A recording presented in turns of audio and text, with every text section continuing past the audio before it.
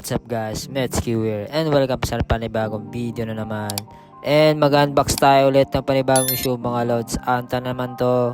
And sa mga budget shoes ng Anta mga lods. Ito nga pala yung Anta Wind Tunnel 6 mga lods. Ayan. Meron pang colorways na available nito. So maglalagay yung link dyan sa baba. So detailed look lang tayo.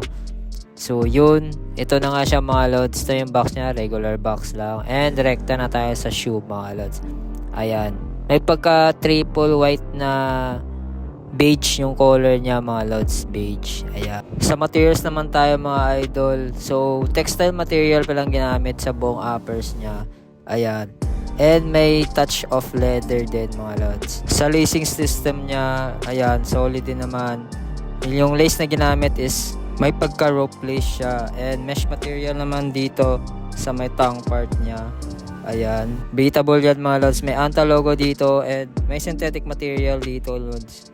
And medyo manipis na yung ano niya, tongue part. And may Anta logo dito sa side. May pagka wavy pattern and may leather materials din yan sa toe box and sa lace niya mga idol. Meron din siyang plastic material dito for lateral support yan mga lods. Lateral containment na din. And sa back heel mga lods, may Anta logo dyan na maliit. Tapos meron siyang pull tab. Leather materials yan mga lods. Ayan, sa media side naman, ang ginamit sa midsole is A-Shock Pro mga lods. Ayan, napakalambot ng midsole na yan. And saktong-sakto sa impact protection sa mga talon-talon natin. And sock liner naman mga lods, sakto lang yung padding niya. And yung insole niya mga lods, sakto lang. Ayan, may Anta basketball logo dyan kung nakikita nyo. Ayan, so dito naman tayo sa medial part. Ayan, may leather dyan mga lods. Ayan, tapos sa traction na tayo mga idol. Ito yung pinaka the best part niya. Hard rubber materials yung ginamit dyan mga lods. Sobrang kapit sa court.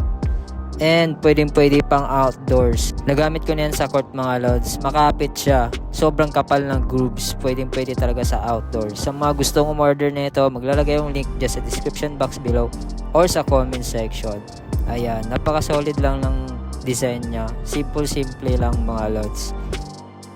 Pwede kayo umorder sa comment section o sa description box. Ayan, so on fit na natin. Ito pala pag dalawa siya mga lods. So tara.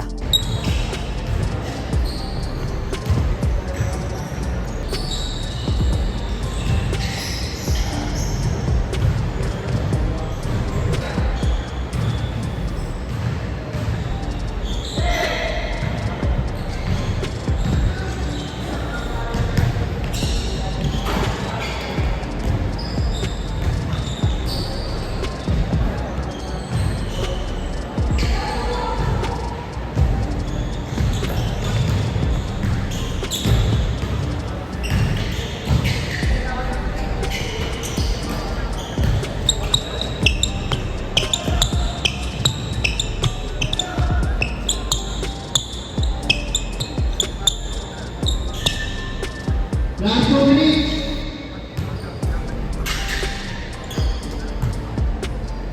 14:30.